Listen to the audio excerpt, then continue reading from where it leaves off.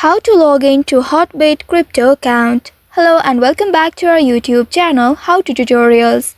In today's video, I'm going to show you how you can log in to Hotbit crypto account. In order to do so, first of all, you'll need to create an account on it. Once you have created an account on it, here open any web browser on your device. Here I have launched my Chrome browser. Once on the browser, in the search bar, type in hotbit.gendex.com. This is the official URL of support center of Hotbit Crypto. Once you have entered this keyword, press the go button to search for it. Within a while, you will be taken to the official website of Hotbit. Once you reach to this page, here at the top right, you'll be able to see the sign in option. Tap on the sign in option. Soon after doing that, you'll be asked to verify yourself. After successful verification, you will land on this page. Here, you'll be able to see this login interface. If you have created Hotbit crypto account using your email, you will need to enter your email and password here.